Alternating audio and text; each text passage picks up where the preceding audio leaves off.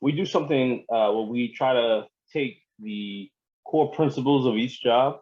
I call it the Cultivate Countdown. If you had to break down your job, and of course, you can't scale everything to 3 or 4 or 5 steps or something. But what if someone else was coming in your footsteps? What would be maybe a few points of good principles that they would need to approach their work with? You got to have a heart for people. You are going to encounter a lot of things and a lot of people. There are going to be people, depending on what side of the office you work on, that are going to be forced to sit in front of you, and they may not want what it is that you offer. It's going to be important that you remember your value regardless of what you come up against. If a person does not choose to change their life, it does not change your value, does not change your worth as a therapist. It is going to be important to take care of yourself. You cannot help somebody else if you are not where you need to be. Do not serve people from your cup, serve people from your overflow. It's going to be important that you invest in yourself.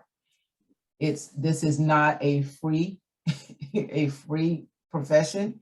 Trainings cost, further education costs, licensure costs. Do not be afraid to invest in yourself.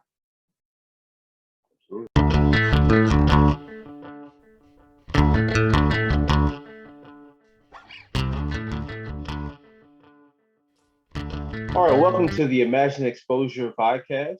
This is a podcast where we want to help young people be able to reverse engineer their own goals. And so what we do is we sit down with dynamic and diverse professionals, over 100 plus dynamic and diverse professionals, so young people can see great models of what they can become. It's wonderful to be athlete or entertainer, but there are a lot of other great things that you can do with your time and with your profession and with your vocation.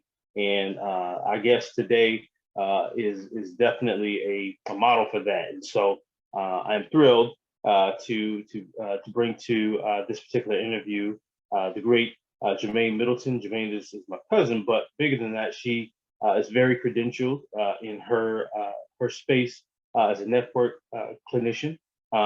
She is someone who has done some great public speaking as well, namely at the Oscar Massacre ceremony. This was a few years ago, and she does a lot of incredible things in the community. And I'm just happy that she was able to join us today. How you doing, Germaine? I am doing great. Good to see you. Indeed. Our first question out the gate that we ask everyone is, who are you and how do you define yourself? Who am I? I am Germaine Middleton. How do I define myself? I really just feel like I'm just an everyday person that has been called to do a special work. I define myself spiritually. I believe that I am image of the Creator, and I try to show that in the earth. I believe that I am who He says I am. And that's what I try to exude and try to get across to those that I'm called to serve. What is your story as it pertains to work and vocation? My story, I started out as a computer science major, actually. And when that didn't work out, when I decided to go back to college the second time, I started with I went back for psychology because that was one of the courses that I really enjoyed when I was in the computer science field. So that just kind of launched as I was growing as a person and as an individual. It just kind of, once I started to know me and kind of know where I was flowing, I went into mental health counseling for my master's program. And from there, the natural progression is to go into licensure and into the work. Awesome. What would you say is the biggest misconception of your job? The biggest misconception of my job is that we tell people what to do with their lives. Yes. Okay. People come to us and expect just the magic pill or the answer, and everything will be fine from that point. But that's the misconception. It's a lot of hard work. Okay. Who are some people in your vocational story in which you're most grateful? I have quite a few mentors. Dr. Charlotte Hamilton, from the director of South University's counseling program. I have peers, Sheena Gansey, who gave me my first therapy position and still to this day help support. I have a lot of colleagues and a lot of people that have poured into me, those that have paved the way, that have shown me how to get to where I am and have helped assist me with all of the things, because there's a lot of nuances that you don't find in the books, and you don't find a roadmap for how to get to where we are. And those people that have gone before me have really poured into me to show me how to get here, and I try to do the same for those coming behind. Okay. How would you say that your childhood passions when you were a kid, how did they prepare you for your adult career choice? When I was a child, I really wanted to be a teacher. So a lot of what I do is training, facilitating, coaching, that type of stuff. It's not just all in the office, one-on-one psychotherapy. So I do a lot of like parenting courses, marriage and family things. I do a lot of, like you said, public speaking. I do a lot of work in that area as well. So I kind of get to do some teaching, which is really where I like, that facilitating trainings and things like that. So that's kind of how that folds into where I am now. How would you explain what you do as a professional in one sentence? And then how would you explain what you do as a professional in one word? How I do what I do. What I do as a professional in one sentence is to assist people in moving from point A to point B and helping them become their better selves.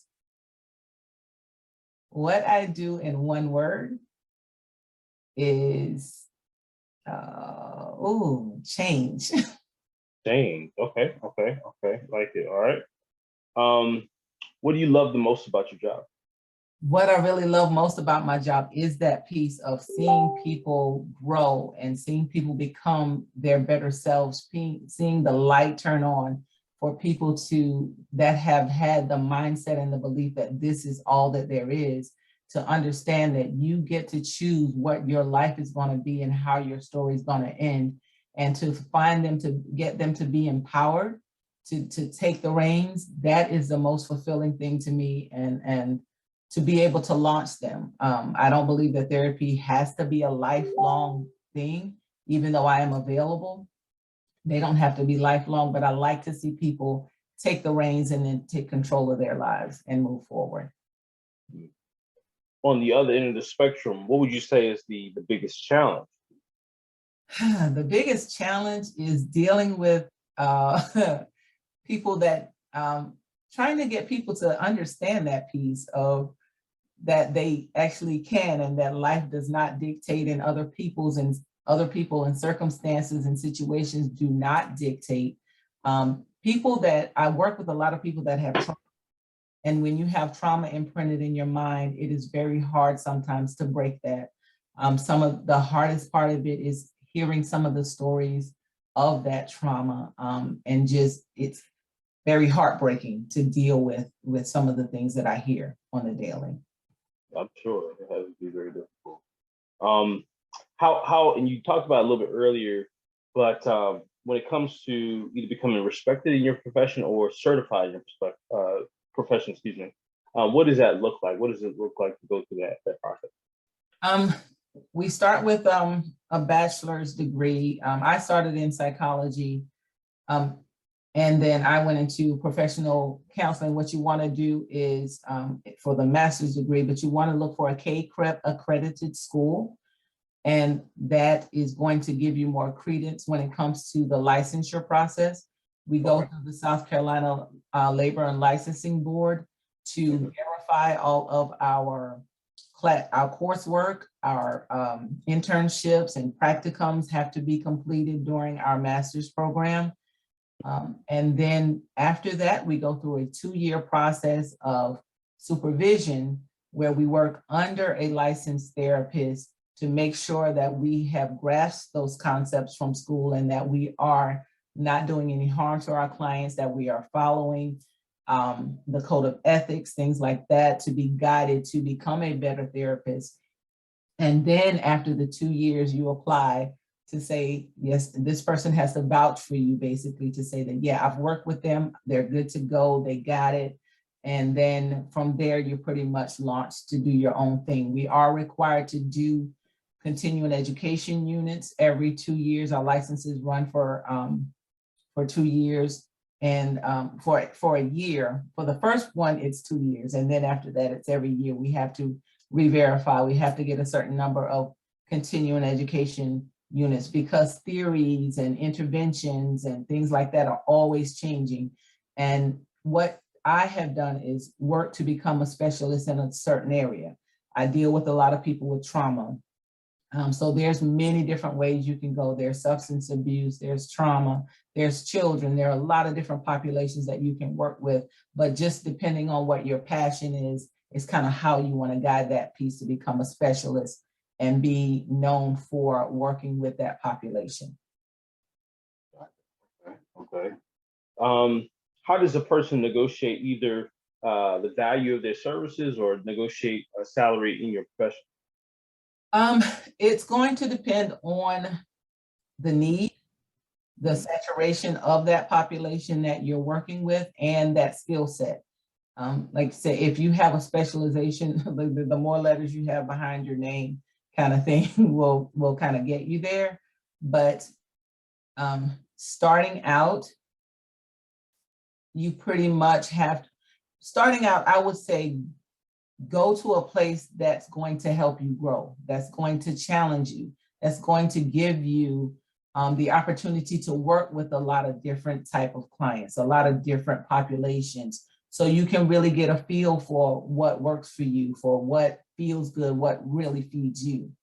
And from there, you can, at the more experience, the more years of experience that you get, the more value that you can place on it. The more training that you get in a certain area, the more value that you can place on the services that you provide.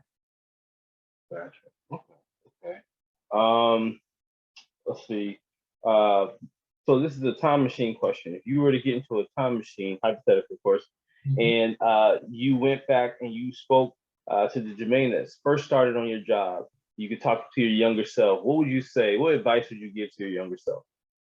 Oh man, don't wait so long to get it done. Life moves quickly. Don't be afraid to take a chance. Don't be afraid to do it. You are very capable. You are very able, and don't let anything get in your way to stop you. Oh, awesome. How do you prepare to one day transition from this role? What's like in-game retirement? What does that look like in terms of long term? Yeah, in game, I would like to, if things, I hope things with COVID kind of mellow. Right, I hope so too. Yeah, my goal, I really want to have a wellness center where people can come for physical, mental, emotional, for food, all of those things in one location. Sometimes people just need a place of refuge, and I just want to have that, to provide that place, and not necessarily that I'm the one that's sitting behind the desk all the time, but to provide them with the opportunity and the space to get everything that they need as far as wellness in one spot. We do something where we try to take the core principles of each job. I call it the Cultivate Countdown. If you had to break down your job, and of course, you can't scale everything to 3 or 4 or 5 different sort of things. But what if someone else was coming in your footsteps? What would be maybe a few points of good principles that they would need to approach their work with? You got to have a heart for people. Mm. You are going to encounter a lot of things and a lot of people. There are going to be people, depending on what side of the office you work on, that are going to be forced to sit in front of you, and they may not want what it is that you offer. It's going to be important that you remember your value regardless of what you come up against. If a person does not choose to change their life, it does not change your value, does not change your worth as a therapist. It is going to be important to take care of yourself. You cannot help somebody else if you are not where you need to be. Do not serve people from your cup, serve people from your overflow. It's going to be important that you invest in yourself. This is not a free, a free profession. Trainings cost, further education costs, licensure costs. Do not be afraid to invest in yourself. Absolutely. That's awesome. Great advice. We have two more questions. What I like to do is I like to put your quote on a meme. I think all of our guests are exceptional, and I like to see like your words. What words would you have if someone were to see a quote by your name? What quote do you have to share and offer? As long as there's life, there is hope. That's good. As long as there's life, there's hope. Awesome. Well, that is our final question, but we asked, are there any other thoughts that you may have, any websites you want to direct us to, any ways that we can be connected? What are any final thoughts that you may have for us? Well, I want to first thank you for this time and opportunity. Going into the mental health field, going into the therapy field. If you have questions, I'm on Facebook as Germaine Lynette. I do private practice. My practice is Glimmer of Hope, GLM, which are my initials, GLM, MER, Glimmer of Hope Counseling. I do have a website, and I do have a client portal that can be reached at glimmerofhope.com. It's a secure, I do virtual counseling as well. I'm on Facebook, I'm on Instagram, LinkedIn, all of those places. So if you have any questions, further questions, if you just need someone to kind of help you through the process, then I'm more than willing, free of charge, to help mentor any upcoming therapists, to just pay it forward for those. The same way that other people have helped me, I want to help others to get to, because there's a lot of work out here, and every day that goes by that this world is like it is and getting worse by the day, there's just that many more people that we need to reach and be able to help.